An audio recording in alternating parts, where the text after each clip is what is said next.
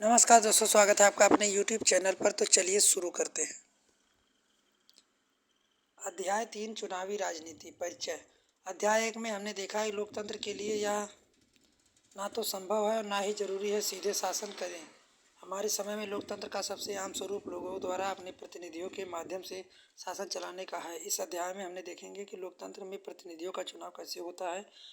हम शुरुआत में यह समझने की कोशिश करेंगे कि लोकतंत्र में चुनाव क्यों जरूरी और उपयोगी है।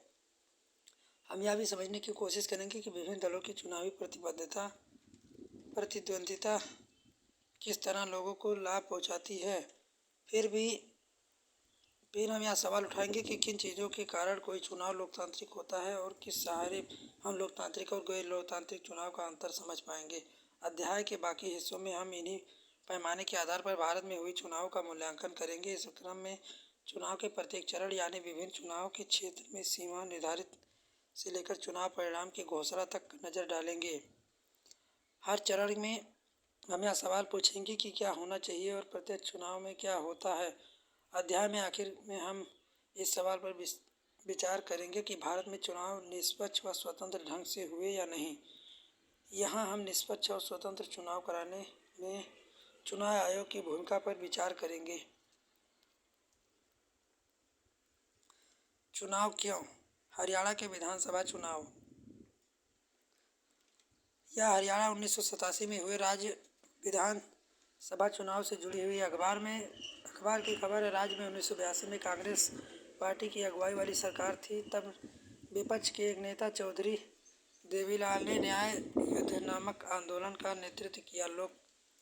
लोकदल नामक अपनी पार्टी का गठन किया। उनकी पार्टी ने चुनाव में कांग्रेस के खिलाफ अन्य विपक्षी दलों को मिलकर एक मोर्चा बनाया। अपने चुनाव प्रचार में देवीलाल ने कहा कि अगर उनकी पार्टी चुनाव में जीती है तो किसानों को छोटे व्यापारियों के कर्ज माफ़ कर देंगे। उन्हें वायदा किया यही उनकी सरकार का पहला काम होगा।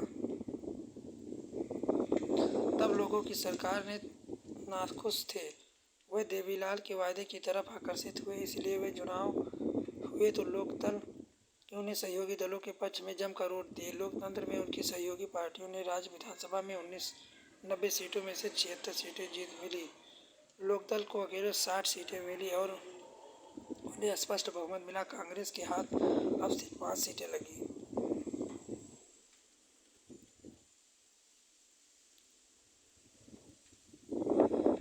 चुनाव की जरूरत क्यों? किसी भी लोकतंत्र में नियमित अंतराल पर चुनाव होते हैं। दुनिया के 100 से अधिक देशों में जहां प्रतिनिधियों को चुनने के लिए चुनाव होते हैं। हम यह भी जानते हैं कि अनेक देशों में लोकतांत्रिक नहीं है, वहाँ भी चुनाव होते हैं। पर हमें चुनाव की ज़रूरत क्यों होती है? आइए बिना चुनाव वाले लोकतंत्र की कल्पना करें। अगर सारे लोग रोज़ साथ बैठे और सारे फैसले मिलजुल कर ले तब बिना चुनाव के लोगों का शासन संभव है। लेकिन जैसा हमने अध्याय में देखा है, किसी भी बड़े समुदाय के लिए ऐसा कर पाना संभव नहीं है, ना ही संभव है। हर किसी के पास मामले है फैसला करने का समय और ज्ञान हो। इसलिए अधिकांशतः लोगों शासन व्यवस्थाओं में लोगों को अपने प्रतिनिधियों के माध्यम से शासन कराते हैं। क्या चुनाव के बिना भी लोकतंत्र ढंग से प्रतिनिधियों का चुनाव किया जा सकता है? आइए ऐसी जगह के बारे में कल्पना करें जहां प्रतिनिधियों का चुनाव उम्र और अनुभव के आधार पर किया जाता है। ऐसी जगह की कल्पना करें जहां प्रतिनिधियों का चुनाव शिक्षा और ज्ञान के आधार पर होता है। कैसे ज़्यादा अनुभव या ज़्यादा ज्ञान है यह तय करने में थोड़ी परेशानी आ सकती है। या मान लें कि लोगों ने मिलजुल कर इन परेशानियों को दूर कर लेंगे। स्पष्ट है कि ऐसी जगह पर चुनाव की ज़रूरत नहीं रह जाएगी।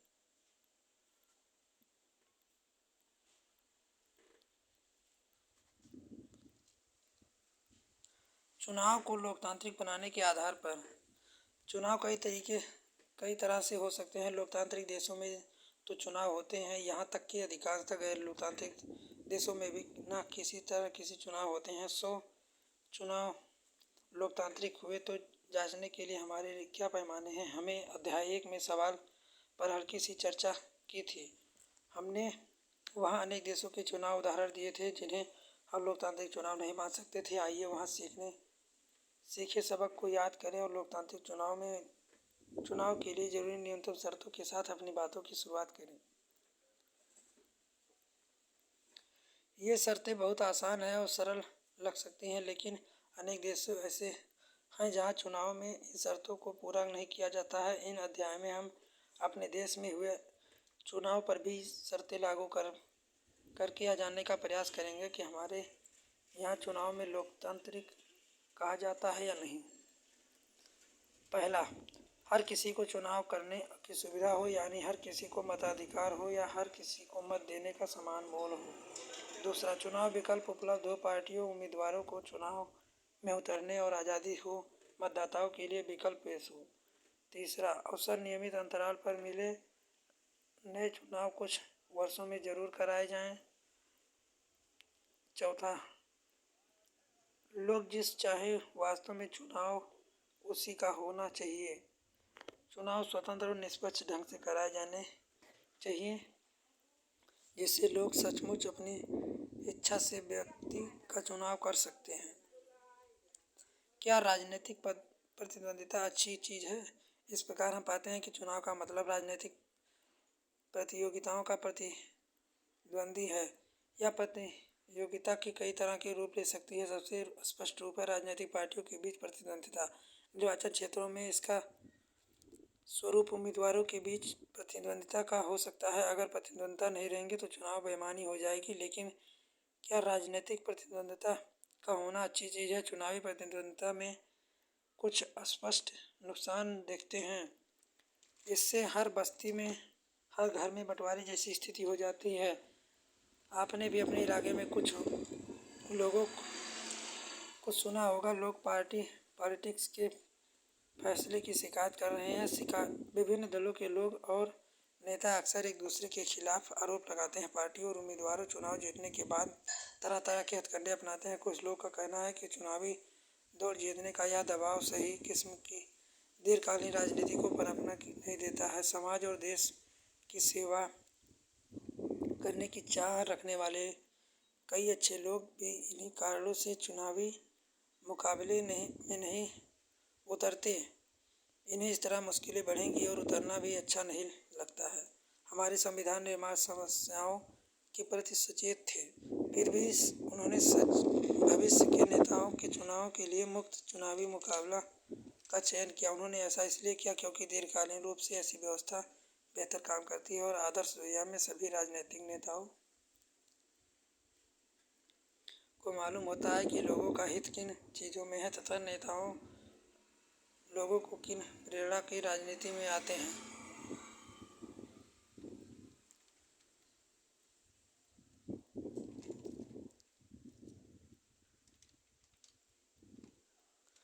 चुनाव की हमारी प्रणाली क्या है? क्या हमारे देश में होने वाले चुनाव लोकतांत्रिक हैं? इस सवाल पर जवाब देने के लिए आइए देखें भारत में चुनाव किस तरह होते हैं। हमारे लोकसभा विधानसभा चुनाव हर 5 साल में होते हैं। 5 साल बाद चुने हुए प्रतिनिधियों का कार्यकाल समाप्त हो जाता है। लोकसभा और विधानसभाएं भंग हो जाती हैं। फिर सभी चुनाव क्षेत्रों में एक ही दिन एक छोटे अंतराल में अलग अलग चुनाव होते हैं। इसे आम चुनाव कहते हैं। कई बार सिर्फ एक क्षेत्र में चुनाव होता है जो किसी सदस्य की मृत्यु या इस्तीफे से खाली हुआ होता है। इसे उपचुनाव कहते हैं। इस अध्याय में हम आम चुनाव पर ही ध्यान केंद्रित करेंगे। चुनाव क्षेत्र, आपने पढ़ा होगा हरियाणा के लोगों 90 विधायकों का चुनाव किया। संभव है कि आपने सोचा होगा कि उन्होंने ऐसा कैसे किया होगा। क्या हरियाणा हर व्यक्ति 90 विधायकों के लिए वोट देता है? शायद आपको यह मालूम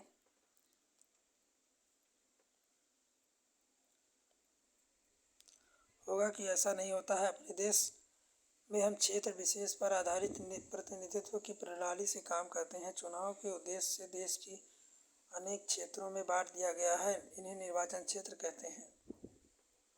एक क्षेत्र में रहने वाले मतदाता एक प्रतिनिधि का चुनाव करते हैं। लोकसभा चुनाव के लिए 543 निर्वाचन क्षेत्र में बांटा गया है। हर क्षेत्र से चुने गए प्रतिनिधियों को संसद सदस्य कहते हैं। लोकतांत्रिक चुनाव की एक विशेषता है कि हर वोट बराबर मूल्य, इसलिए हमारे संविधान में यह व्यवस्था है कि हर चुनाव में क्षेत्र में मतदाताओं की संख्या काफ़ी हद तक एक समान हो।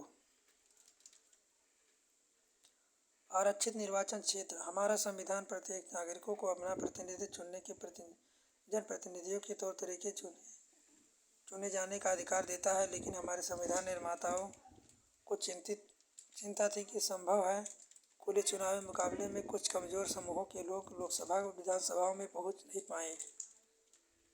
संभव है कि चुनाव लड़ने और जीतने लायक जरूरी संसाधन, शिक्षा और संपर्क अनेक पास हो नहीं। संसाधनों वाले प्रभावशाली लोग उनको चुनाव जीतने से रोक सकते हैं। अगर ऐसा होता है तो संसद और विधानसभाओं में हमारी आज़ादी के एक बड़े हिस्से की आज़ाद ही नहीं पहुंच पाएगी। इससे हमारी लोकतांत्रिक प्रतिनिधित्व पर चरित्र कमजोर होगा और व्यवस्था कम लोकतांत्रिक होगी।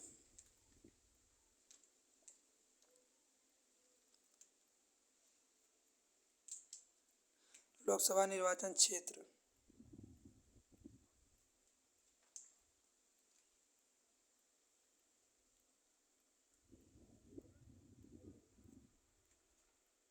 मतदाता सूची। एक बार निर्वाचन क्षेत्र का फैसला हो जाता है तब तय किया जाता है कौन वोट देगा कौन नहीं। इस फैसले को अंतिम दिन के लिए किसी भरोसे नहीं छोड़ा जाता है। लोकतांत्रिक चुनाव में मतदाता की योग्यता रखने वाले सूची चुनाव में काफ़ी पहले तैयार कर ली जाती है और हर किसी को दे दी जाती है। इस सूची में आधिकारिक रूप से मतदाता सूची कहते हैं। आम बोलचाल में इसे वोटर लिस्ट भी कहते हैं। हमारे देश में 18 वर्ष से ऊपर की उम्र वाले नागरिकों को चुनाव वोट डाल सकते हैं। नागरिक की जाति, धर्म, लिंग चाहे कुछ भी हो से मत देने का अधिकार है। अपराधियों और दिमागी असंतुलन वाले कुछ लोगों को वोट देने के अधिकार से वंचित किया जा सकता है, लेकिन ऐसा सिर्फ बेहद खास स्थितियों में ही होता है। उम्मीदवारों का नामांकन। हमने ऊपर देखा है कि लोकतांत्रिक चुनाव में लोगों के पास वास्तविक विकल्प होना चाहिए। यह तभी होगा जब किसी भी चुनाव में लड़ने पर लगभग किसी किस्म की बंदिश ना हो। हमारी चुनाव प्रणाली ऐसा ही करती है। कुछ व्यक्ति मतदाता है वह उम्मीदवार भी हो सकता है।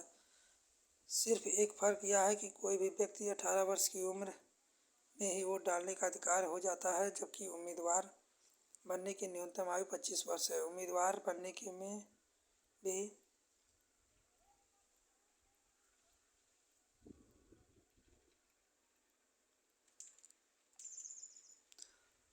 अपराधियों वगैरह पर रोक है, लेकिन यह पाबंदी बहुत ही कम मामलों में लागू होती है। राजनीतिक दल अपने उम्मीदवार मनोनीत करते हैं, जिन्हें पार्टी का चुनाव चिन्ह समर्थित मिलता है। पार्टी के मनोनीत को बोलचाल की भाषा में टिकट कहते हैं।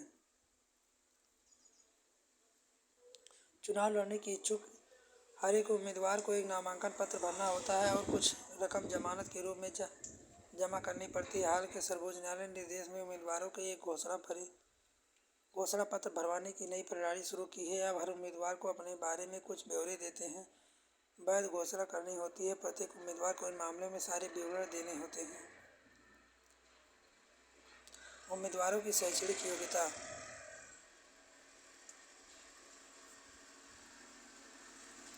चुनाव अभियान।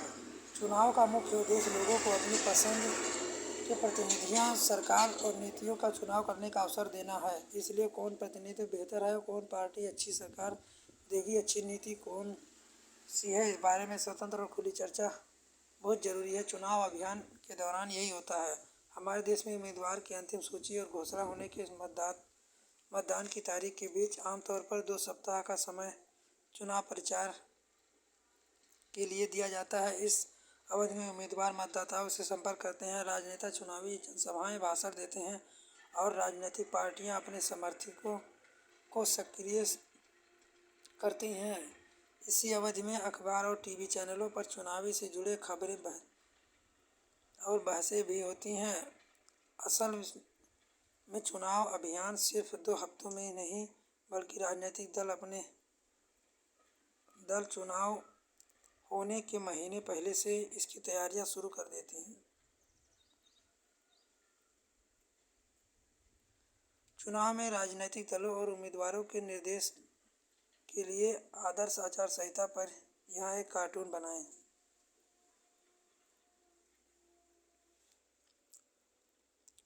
चुनाव अभियान के दौरान राजनीतिक पार्टियां लोगों का ध्यान कुछ बड़े मुद्दों पर केंद्रित करना चाहती हैं। वे लोगों को इन मुद्दों पर आकर्षित करती हैं और अपनी पार्टियों के पक्ष में वोट देने को कहती हैं। आइए विभिन्न चुनावों में दलों के उठाए गए सवाल कुछ फलनारों पर गौर करें।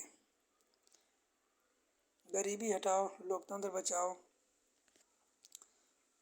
जमीन जोतने वाले को तेलुगु स्वाभिमान। लोकतंत्र में राजनीतिक दलों के उम्मीदवारों को अपनी मर्जी के मुताबिक चुनाव प्रचार करने के लिए आज़ाद छोड़ देना ही सबसे अच्छा होता है, पर सभी दलों को उचित और समान अवसर मिले, इसके लिए कई बार बहुत दखल देना जरूरी होता है। चुनाव के कई कानूनों के अनुसार कोई भी उम्मीदवार पार्टी सब काम नहीं कर सकती है। मतदाता को प्रलोभन देना, घूस देना, जाति धर्म के नाम पर वोट मांगना, चुनाव अभियान सरकारी संसाधनों का इस्तेमाल, लोकसभा निर्वाचन क्षेत्र में 25 लाख या विधानसभा चुनाव में 10 लाख रुपए से ज़्यादा खर्च करना। अगर वह इन सभी किसी मामले में दोषी पाए जाते हैं तो चुने जाने के बावजूद उनका चुनाव रद्द हो सकता है। इन कानूनों के अलावा हमारे देश की सभी राजनीतिक पार्टियों ने चुनाव प्रचार के आदर्श आचार संहिता को भी स्वीकार किया है। इसमें उम्मीदवारों को, पार्टियों को यह सब करने की मनाही है। धर्म स्थल का उपयोग न करना, चुनाव प्रचार के लिए किसी धर्म स्थल का उपयोग, सरकारी वाहन, विमान अधिकारियों का चुनाव में उपयोग, चुनाव की घोषणा हो जाने के बाद मंत्री किसी बड़े योजना का शिलान्यास, नीतिगत फैसले को सुविधाएं देने वाले वायदे नहीं कर सकते। मतदान और मतगणना, चुनाव का आखिरी चरण, मतदाताओं को वोट देना। इस दिन आमतौर पर चुनाव का दिन कहते हैं। मतदाता सूची में नाम वाला हर व्यक्ति अपने इलाके में स्थित मतदान केंद्र पर जाता है। यह अस्थायी तौर पर स्थानीय स्कूल या किसी सरकारी इमारत में बना होता है। जब मतदाता केंद्र पर जाता है तो चुनाव अधिकारी उसे पहचान कर उसकी उंगली पर एक काला निशान लगा देते हैं, उसे वोट डालने की अनुमति देते हैं। सभी उम्मीदवारों को, एजेंटों को मतदान केंद्र के अंदर बैठने और इजाज़त होती है उसे कि वह देख सके कि चुनाव ठीक ढंग से हो रहा है। क्या हमारे देश में चुनाव बहुत महंगे हैं?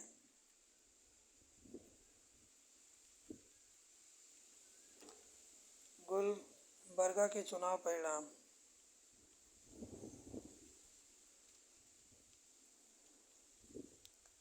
मतदान हो जाने के बाद सभी पार्टियां मशीनों को सीलबंद करके सुरक्षित जगह पर पहुंचा दिया जाता है। फिर तय तारीख पर चुनाव क्षेत्र में सभी मशीनों पर एक साथ खोला जाता है। मतदाताओं की गिनती की जाती है। वहां सभी दलों के एजेंट रहते हैं जिन्हें मतगणना का काम निष्पक्ष ढंग से हो सके। किसी चुनाव में सबसे ज़्यादा मत पाने वाले उम्मीदवार को विजयी घोषित किया जाता है।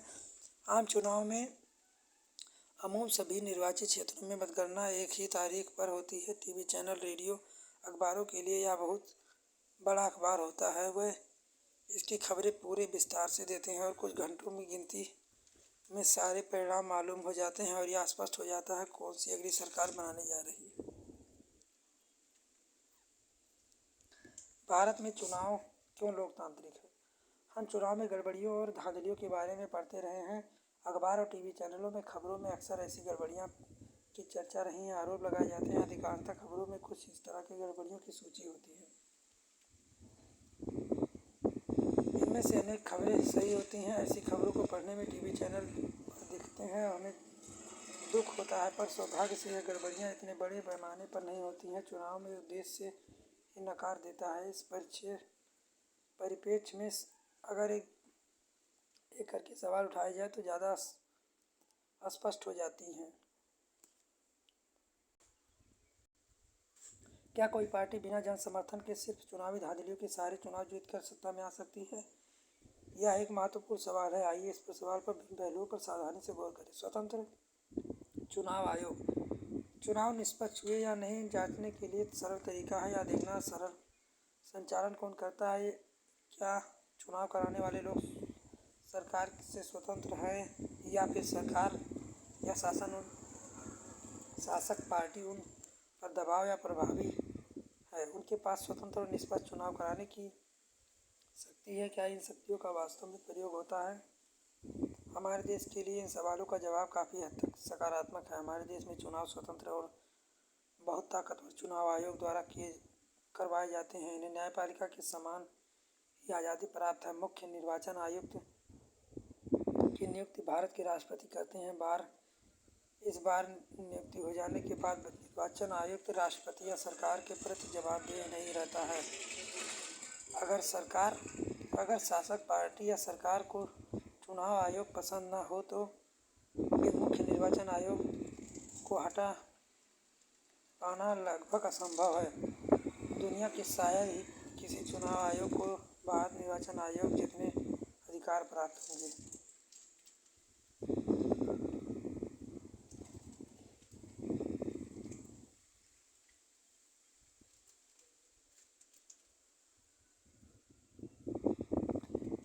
चुनाव में लोगों की भागीदारी। चुनावी प्रक्रिया की गुणवत्ता को जांचने के लिए और तरीका देखना है कि इसमें से उत्साहित से भागीदारी करते हैं या नहीं। अगर चुनाव प्रक्रिया स्वतंत्र और निष्पक्ष नहीं होती है तो इसमें से भागीदारी करना जरूरी नहीं रखेंगे। अब ये रेखा चित्रों को पढ़िए। भारतीय चुनाव में लोगों की भागीदारी के बारे में निष्कर्ष निकालिए।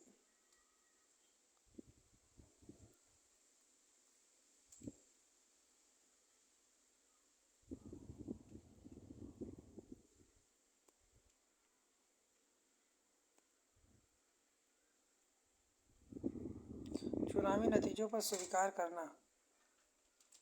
चुनाव के स्वतंत्र और निष्पक्ष होने के आखिरी पैमाने उसके नतीजे ही हैं। अगर चुनाव स्वतंत्र और निष्पक्ष ढंग से ना हो तो नतीजे हरदम ताकतवर जामत के पक्ष में ही जाते हैं। ऐसी स्थिति में शासक पार्टी चुनाव हारती ही नहीं है। आमतौर पर हारने वाली पार्टी गड़बड़ ढंग से कराए जाने चुनाव नतीजे को स्वीकार नहीं करती है। भारत के चुनावी नतीजों खुद ही काफ़ी कुछ कह देती हैं।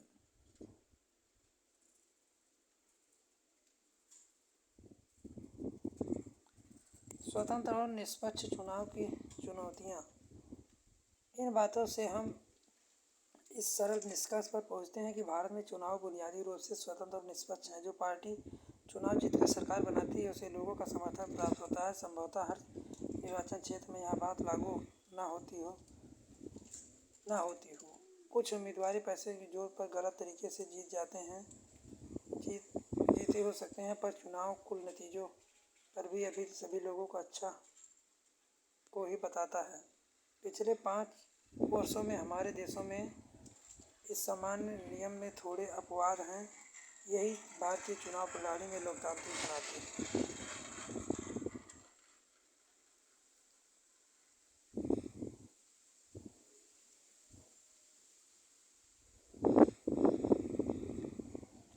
ये चुनौतियाँ भारत की ही नहीं बल्कि कई स्थापित लोकतंत्रों की भी यही स्थिति है। लोकतंत्र में जो लोग आस्था रखते हैं उनके लिए चीज़ें गहरी चिंता का विषय है। इनमें से कुछ समस्याओं से मुक्ति पाने के लिए चुनाव प्रणाली में जरूरी बदलाव की मांग नागरिकों, सामाजिक कार्यकर्ताओं और संगठनों की तरफ से हो रही हैं। क्या आप कुछ चुनाव सुधार सुझा सकते हैं? इन चुनौतियों का सामना करने के लिए एक आम नागरिक क्या कर सकता है?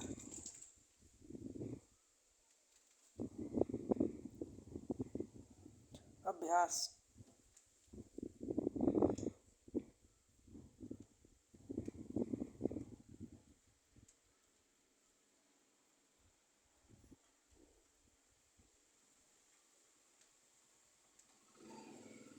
राष्ट्रीय मतदाता दिवस।